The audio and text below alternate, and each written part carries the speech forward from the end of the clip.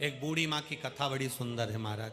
एक बूढ़ी माँ, उसके पास में छोटे से लड्डू गोपाल थे, छोटे से लड्डू गोपाल।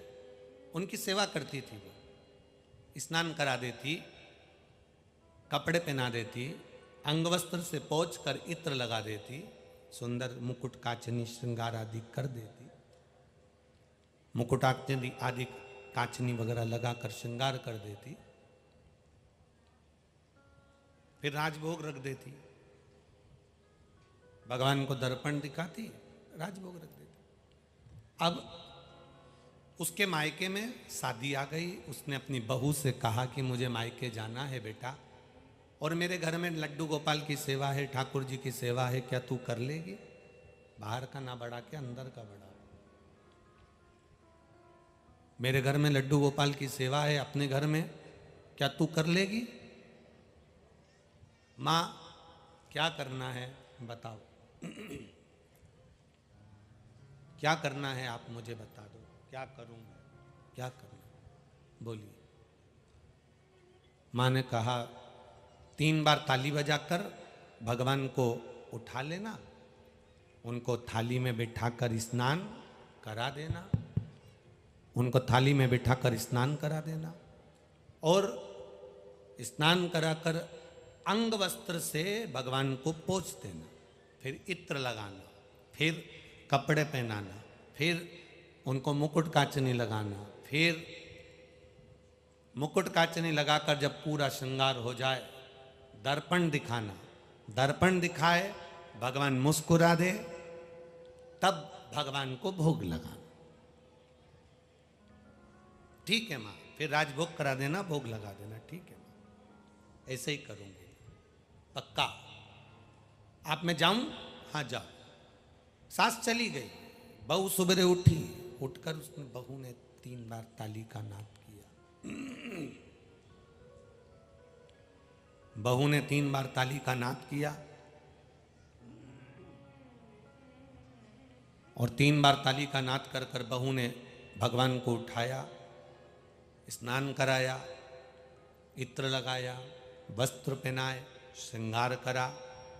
बाद में सास ने कहा था दर्पण दिखा देना, भगवान मुस्कुरा दे, तब राजभोग धरा दे।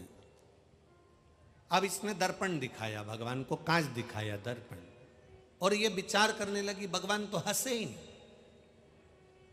मुस्कुराए नहीं। इसका कहने का मतलब सास का ये नहीं था कि भगवान हंसेंगे, उसका मतलब था कि दर्पण दिखाओ तो भगवान मुस्कुराते हैं। अब इसको लगा कि भगवान तो मुस्कुराए नहीं, तो मैं राजभोग कैसे धराऊं? मुझे लगता है भगवान की सेवा में कोई कमी रह गई। अब इसने भगवान के फिर वापस कपड़े उतार दिए, श्रृंगार उतार दिया, भगवान को वापस गादी रजाई में सुला दिया। सुलाने के बाद में 2 मिनट बाद वापस आ गई, फिर 3 बार ताली बजाई। ताली बजाने के बाद में फिर वापस भगवान को थाली में रखा, स्नान कराया, कपड़े पहनाए, श्रृंगार करा, फिर बाद में वापस दर्पण दिखाया। सास ने कहा था भगवान मुस्कुरा दे, तब राजभोग धरा देना। जो दर्पण दिखाया तो भगवान मुस्कुराए नहीं। इसको लगा मेरी सेवा में कोई कमी रह गई, इसने वापस भगवान के कपड़े उतार दिए, फिर उतार दिए,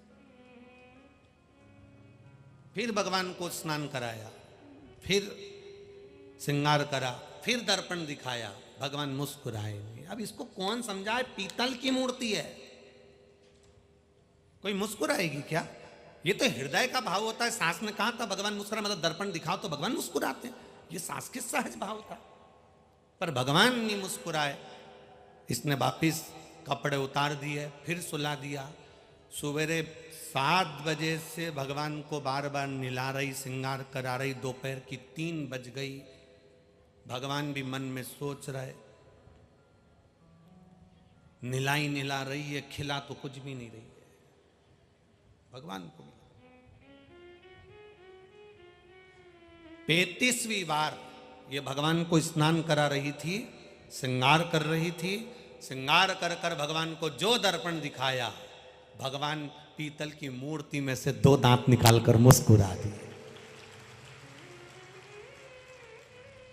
पीतल की मूर्ति में से 2 दांत निकालकर मुस्कुरा दिए, और मुस्कुराकर भगवान को लगा जब तक हंसूंगा नहीं तब तक ये खिलाएगी नहीं, बहुत देर से निला ही निला रही है। भगवान मुस्कुराए और तुरंत अब उस बहू ने कहा ठाकुर जी से, इतनी बार नहाए तुम अब मुस्कुराए? भगवान के तेरे नहाने से अब डर लगने लगा, इसलिए अब कुछ खिला दे। भगवान ने भोजन किया। अब तो बहू प्रतिदिन भगवान का श्रृंगार करती, वस्त्र पहनाती, और वस्त्र पहनाकर जो दर्पण दिखाती, भगवान पहली बार में ही हंस देते, क्योंकि भगवान को मालूम है फिर नवा देगी, ये फिर नहलाएगी, ये बार बार नहलाएगी। इससे अच्छा है कि मैं मुस्कुरा दूं, मैं हंस दूं। भगवान फिर मुस्कुरा देते। सास आ गई।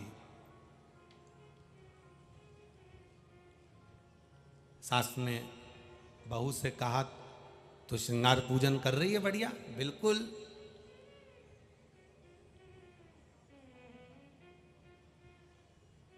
सास सच बोली कि मैं पूजन करने बैठूंगी, अब तू अपना काम कर। सास पूजन करने बैठी, भगवान को दर्पण दिखा रही थी, इतनी देर में बहू पहुंच गई। दर्पण दिखा के सास ने रख दिया और भगवान को राजभोग दे दिया। इतने में बहू ने कहा, नहीं नहीं, तुम ही तो कह के गई थी भगवान मुस्कुराए तब राजभोग देना, अभी तो हंसा ही नहीं है। सास ने कहा, पगली कोई पीतल की मूर्ति हंसती है क्या? बहू कहती, कैसे नहीं हंसती, तुम हटो। सास को हटा के जो बहू ने दर्पण दिखाया, भगवान फिर दांत निकाल कर हंस दिए, फिर हंसे।